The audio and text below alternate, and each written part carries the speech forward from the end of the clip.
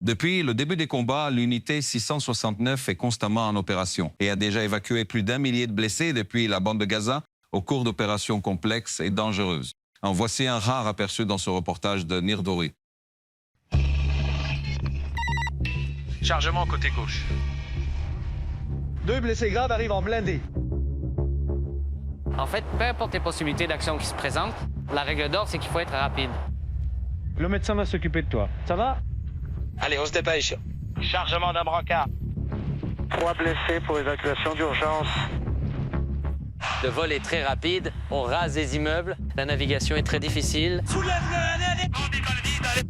Récupérer 2 blessés en civière. On reçoit le maximum d'informations vitales pour la mission, qui est d'intercepter nos blessés au sol pour les emmener le plus rapidement possible à l'hôpital. Hélico verrouillé, autorisation de décoller. Tout le monde est à bord. Décolle, allez. Moment dramatique dans la bande de Gaza. Les hélicoptères atterrissent sous le feu ennemi pour évacuer des blessés. N'ont que quelques secondes au sol pour charger et repartir au plus vite, ou risquent d'être eux-mêmes blessés. On embarque. Portail fermé. Autorisation de décoller. Voici un aperçu de la prise en charge et de l'évacuation depuis le terrain jusqu'à l'hôpital. Le dispositif de l'unité de sauvetage de l'armée de l'air accompagne pour la première fois les combattants au sol dans cette guerre avec des équipes spécialisées dans l'évacuation de blessés en véhicules blindés avant leur héliportage. Moins d'1 heure s'écoule entre le moment de la blessure sur le terrain, en tout endroit et à toute heure, et l'arrivée du soldat sur une table d'opération dans le centre du pays. Nous avons créé des équipes médicalisées capables d'arriver en tout point et de créer un pont entre nos troupes et le dispositif d'évacuation afin de dispenser des soins médicaux en urgence grâce à une chaîne d'évacuation extrêmement efficace. On se déplace avec la brigade d'infanterie et nous, on repère les points critiques, c'est-à-dire là où il y a risque d'accrochage. Et puis on analyse aussi quels axes d'évacuation sont possibles en cas de blessés. Analyse de situation, les gars. 2 blessés qui nous arrivent par véhicule. Continuez. Voici une équipe d'évacuation qui arrive auprès des blessés. Une équipe médicale prodigue déjà les premiers soins sur le terrain. On est à Jabalia lors de la première semaine des combats. On change de côté. Par ici, venez. En arrivant, on trouve un blessé dans un état critique. Il est à moitié conscient et semble agonisant.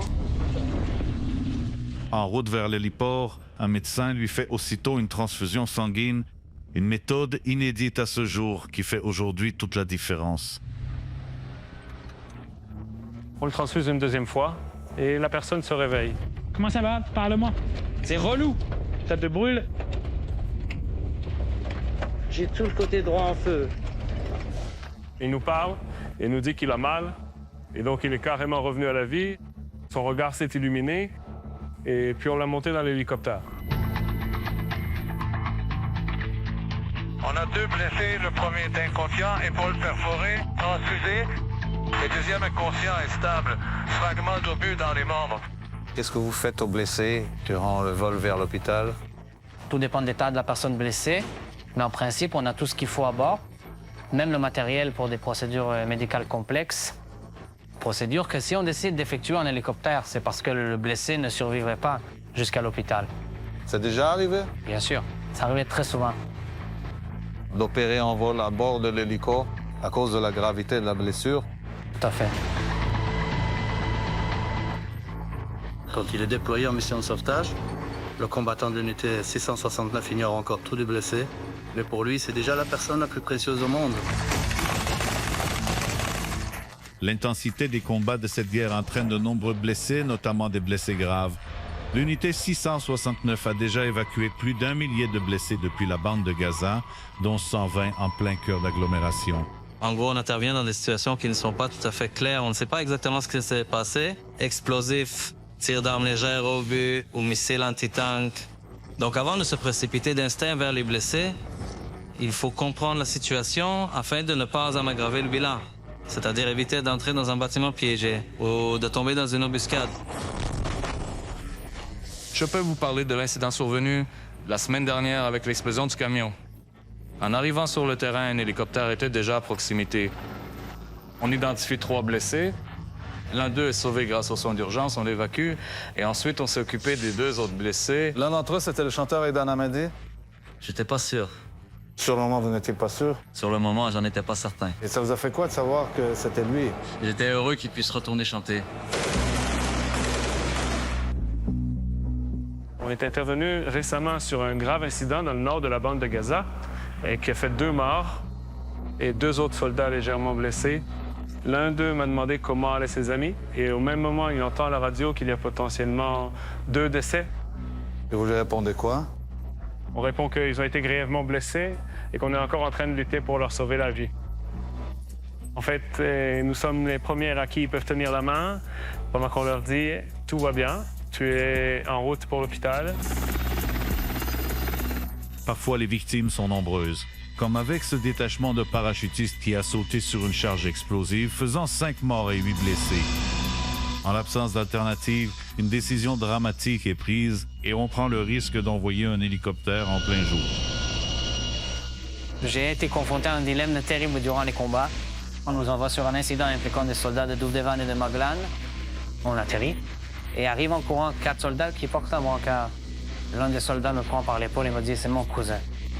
Faites tout pour qu'il s'en sorte, s'il vous plaît. » À peine 10 minutes après, le médecin m'annonce la mort du blessé et je me retrouve à devoir prendre une décision. Que faire de lui? Le laisser dans l'hélicoptère au détriment d'autres blessés qui attendent?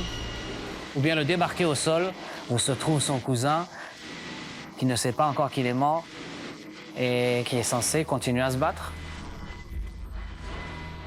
Alors je décide de le garder à bord après avoir fait quelques vérifications.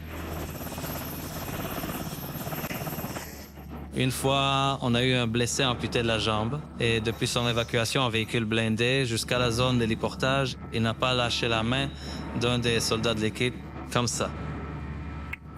Ces missions requièrent bien plus que du travail technique et des prises de décision tactiques. Il faut aussi avoir une certaine sensibilité par rapport aux situations, essayer de comprendre ce que vivent les gars. Voici Ben Shelley de mémoire bénie, quelques instants avant sa mort. Commandant de l'équipage d'interception, il évacue des blessés par hélicoptère. L'unité a perdu 4 de ses hommes lors d'évacuation en plein combat. Le commandant Ben Shelley, le sergent Ron Hecht, le lieutenant Shai Ayeli et le lieutenant Netanel Menahem Etan, qu'il repose en paix.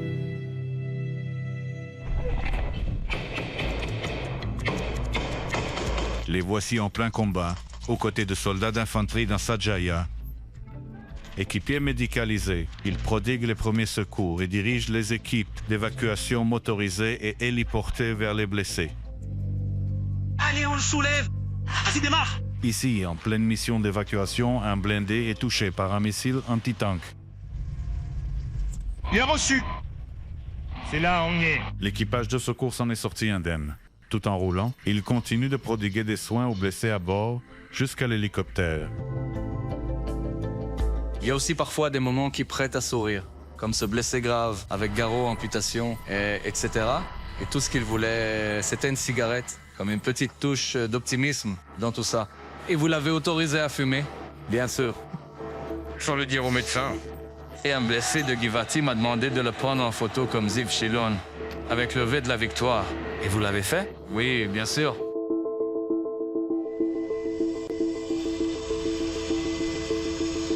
Ces évacuations requièrent toute une opération. Couverture aérienne, Continuez.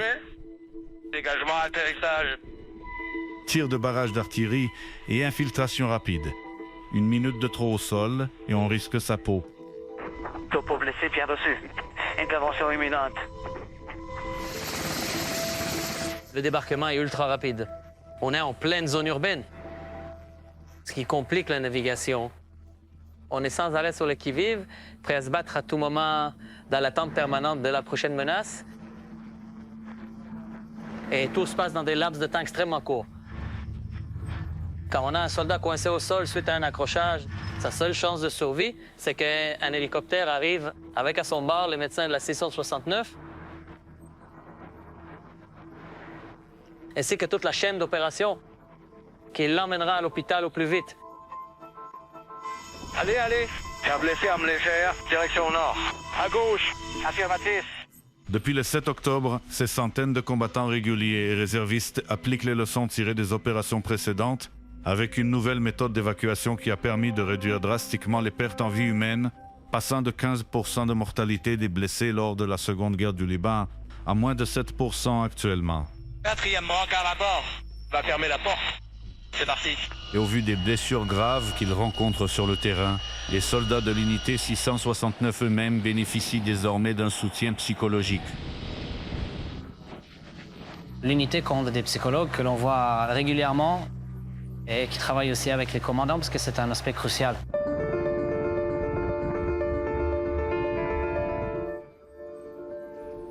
Parfois, on se retrouve dans des situations où on fait tout ce qu'on peut.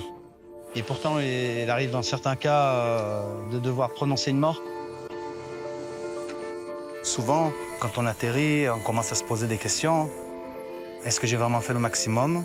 Y a-t-il autre chose que j'aurais pu faire? Est-ce que j'aurais pu changer l'issue d'une blessure? C'est une introspection très difficile.